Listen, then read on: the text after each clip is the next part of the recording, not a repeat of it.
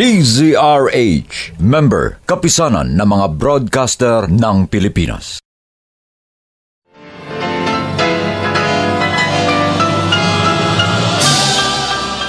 Buong karangalang inihahandog ng DZRH para sa bagong milenyo ang isa pang magandang dula mula sa panulat at direksyon ni Salvador M. Royales.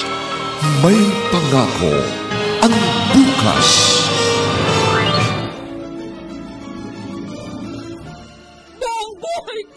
Wala akong itinuro sa iyo kundi ang maging mabuting tao. Pinakita ko sa iyo ang pagtitiis at huwag gumawa ng masama para mabuhay. Kung ikakatwiran mong ginawa mo ang maling bagay para sa akin, hindi ko yun matatanggap. Ayokong ako ang maging dahilan ng iyong kasalanan. Kaya kong magtiis ng hirap at handa kong kayanin kahit ano pa ang dumating. May pangako ang bukas. Kasaysayan ng mga kaluluwang lupaypay na ang pusong hapong-hapo sa tindi ng malabis na pagdurusa.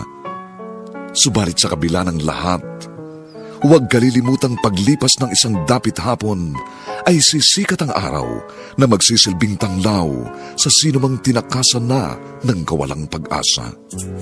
Dahil sa likod ng mga hinagpis ay may naghihintay na ligaya. Sa bawat kabiguan ay may makakamit na tagumpay, laki pang pangarap na sa bawat himaymay ng laman ay muling mabuhay ang dugong nananalaytay sa mga ugat at unti-unting mauusal ang mainspirasyong mga katagang. May pangako ang bukas. May pangako ang bukas. Isa na namang natatanging dulang pangradyo na inyong aabangan at kalulugdan, mag-iiwan ng mga magagandang halimbawa at aral. May pangako ang bukas.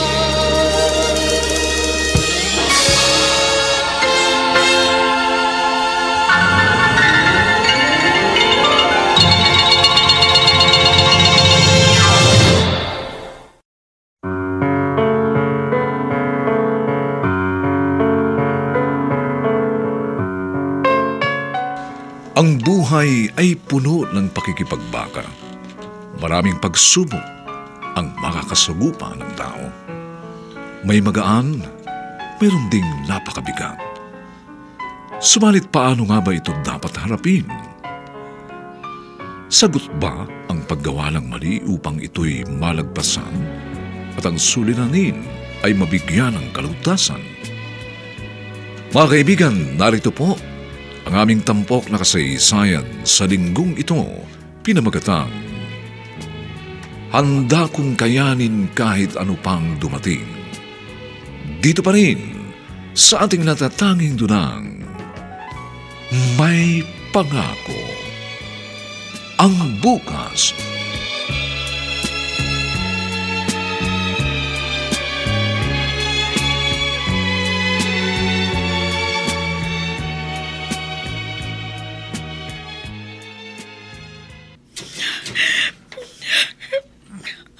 Nay? Jason, anak. Inay, bakit po kayo umiiyak? At saka ba't nakakalat ang mga damit? Wala na siya. Iniwan niya na tayo. Si Itay po ba? Oo.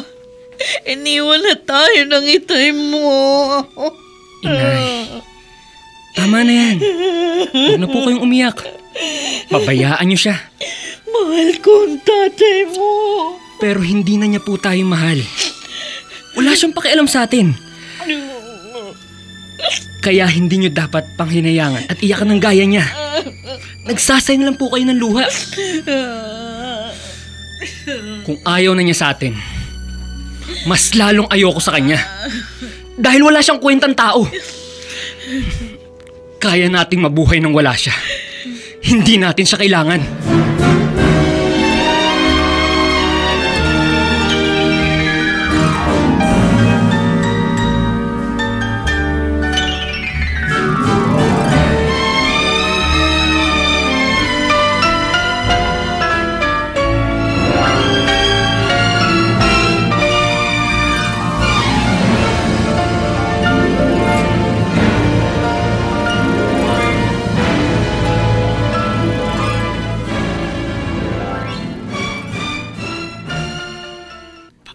matatapos yung tinatahi mo kung panaiyak ka dyan?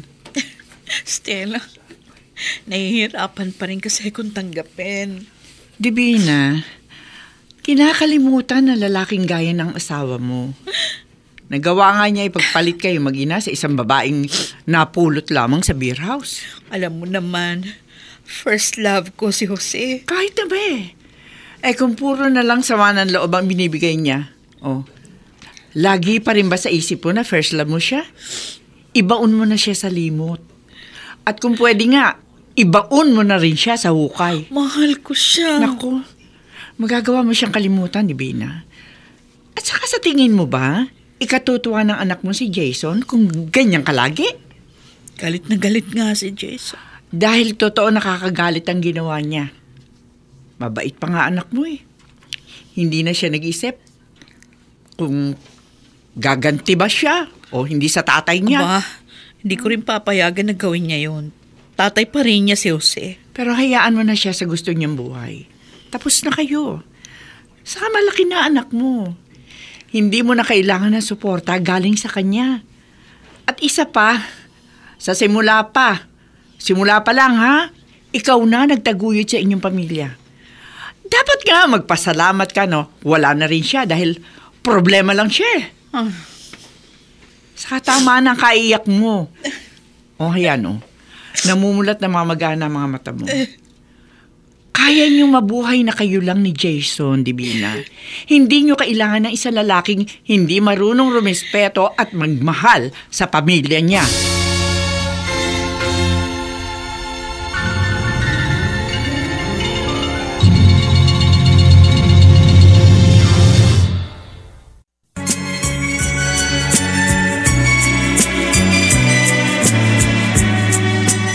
At ngayon, balikan natin ang tampok na kasaysayan sa ating dulang. May pangako ang bukas.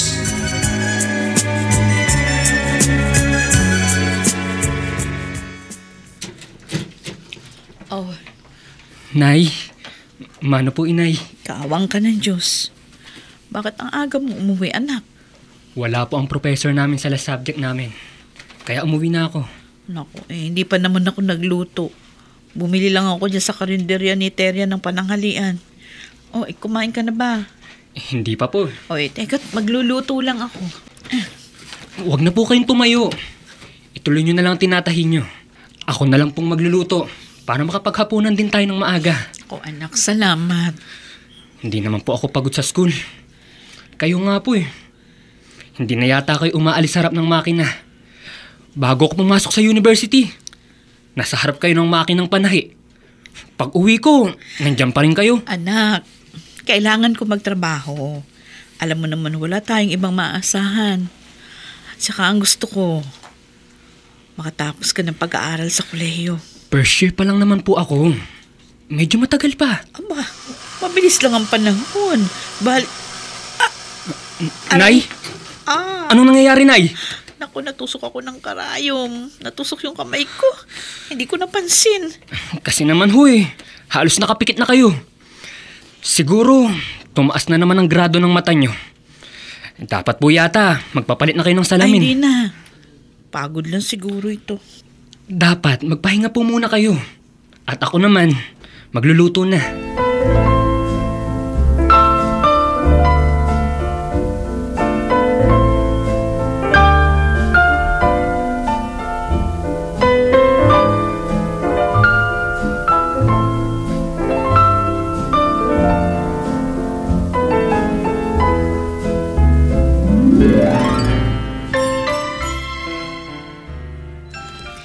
Magdadalawang taon na rin pala mula nang iwan kayo ng itay mo. Oo, Loisa. At salamat na lang. Natanggap na yun ni Inay. Di ko na siya nakikitang umiiyak. Kahit na pag-usapan namin ang tungkol doon. Mabuti yun. Para hindi ka na rin apektado. Nasasaktan kasi ako pag nakikitang umiiyak si Inay. At galit naman ang nararamdaman ko sa itay ko. Wala ka bang balita sa kanya? Wala! At hindi rin ako interesadong makabalita pa. Talaga bang kinalimutan mo na siya? Oo. Pero hindi na maalis na siya pa rin ang tatay ko. Kaya lang, ayoko na maging parte pa siya ng buhay namin ni inay. Lalo't na problema lang siya.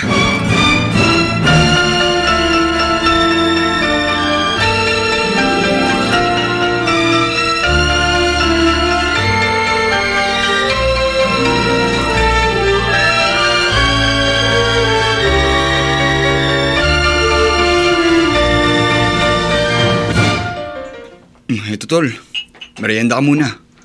Pagpasensya mo na yung banana cue at soft drinks ha. Ayos nga to, Rogie. Libreng tibog ako. Galing ka sa school? Oo. Naisipan mong dumaan dito. May problema ka ano? Wala, tol.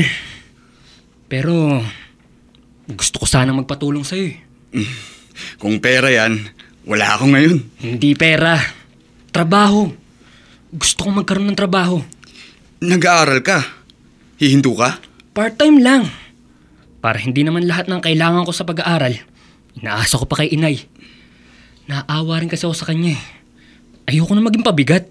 O sige, ihanap kita. Pero huwag kang maging mapili ah. Tol, kilala mo naman ako. Tsaka, magiging choosy pa ba ako? Ako na nga nangangailangan ng racket.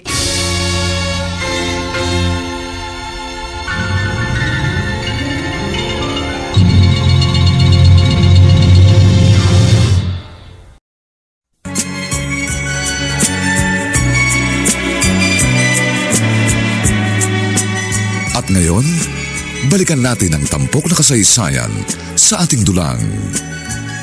May pangako ang bukas.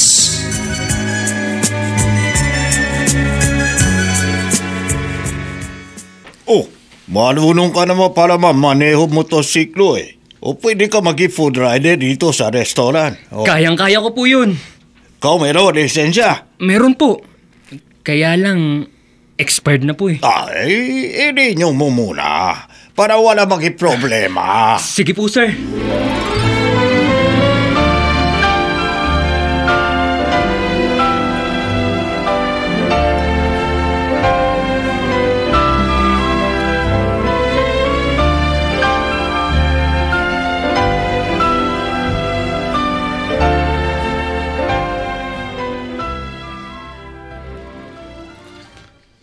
Hindi ko na muna ibabayad sa school tong para sa tuition fee ko. Kasya na to. Para makapag-renew ako ng driver's license. Para makapagsimula na ako ng bago kong trabaho. Kailangan kong kumita. Para hindi na ako umaasa kay inay. At makabawa sa isipin niya.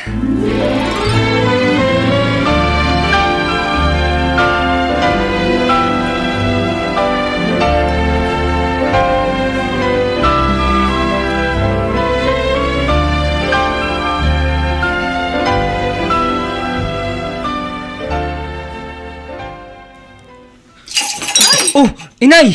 Bakit po? Nahulog yung baso. Natabig ko kasi. Inay, wala po ba kayong nararamdaman? Wala, anak. Nay, madalas ko na po kayong pinagmamasdan kapag narito ako sa bahay. Pansin ko po kasi parang hirap kayong kumilos. Ay, dahil ito sa salamin ko. Nay, sabi ko naman po sa inyo, papalitan nyo na. Tsaka parang matagal ng pamamaga ng mata nyo ha. Siguro napasukan lang ng kung ano. Pinatakan ko naman ng eye drops. Ay, ikaw talagang bata ka. Huwag mo akong alalahanin. Ayoko po kasi nakikita kayong nahihirapan. Hayaan niyo po. Pag sweldo ko po, patitingin ko kayo sa doktor. Sweldo? Nagtatrabaho ka? Ay, wala kang sinasabi sa akin. Pasensya na po kay inay ha. Kung naglihim ako. Anak naman. Ay, paano ang pag-aaral mo? Sabi ko sa'yo, ang gusto ko makatapos ka at magkaroon ng magandang buhay. Hindi tulad ng buhay na meron tayo ngayon. Inay, nakikita ko po kasing nahihirapan ako sa pananahi. At ayoko pong madagdagan pa. Kaya nga humanap po ako ng trabaho. Kaya wag na po kayong magalit sa akin. At wag po kayong mag-alala. Hindi ko po pababayaan ang pag-aaral ko.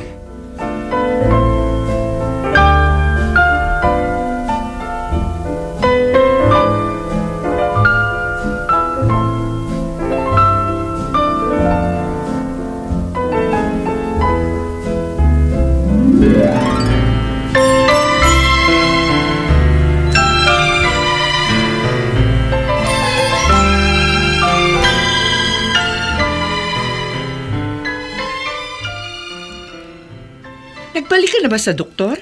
Oo, Stella. Oh, anong sabi nila sa patuloy na panlalabo at pamumula ng mga mata mo? Madadaan pa ba sa kung anong gamot? Oo raw. Ako nga huwag mong paglihiman pa, Divina. Kaibigan mo ko. Ano ka ba? Sabi ng okay lang ako. Magagamot pa raw ang panlalabo ng mga mata ko.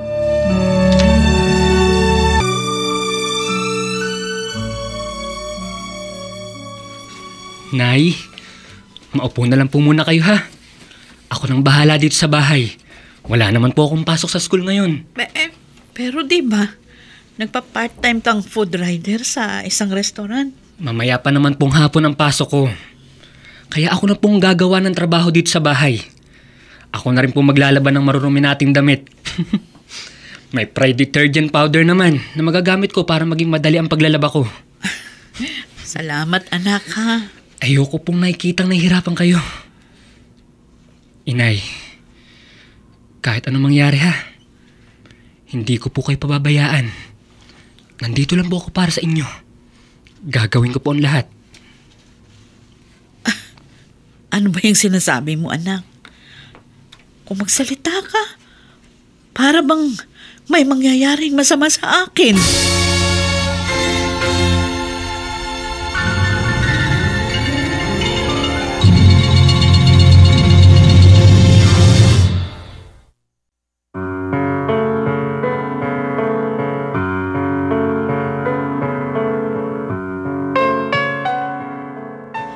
Ano nga kaya ang tunay na kalagayan ni Divina?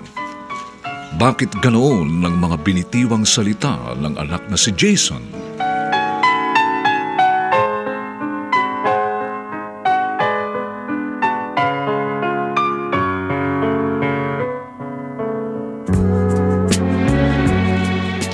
Mga nagsiganap, Lauren Shares, Regine Castillo, Susan Robles, J.E. June Dante, Lionel Benjamin, at si Rosana Villegas sa papel ng Divina. Nilapatan ng tunog ni Jerry Butia. Sa musika ni Buboy Salonga. Supervisyong teknikal ni Eric Lucero. Ang ating kasaysayan ay mula sa panulat ni Gali J. Halamanan at sa direksyon ni Eduardo Legaspi. Ito po ang inyong kaibigan June Martin Legaspi, nag-aanyayang huwag po ninyong kaliligtaang sundan at pakinggan ang mga susunod pang kabanata ng kasaysayang ito. Handa kong kayanin kahit ano pang dumating. Dito pa rin, sa ating natatanging dunang, may pangako ang bukas.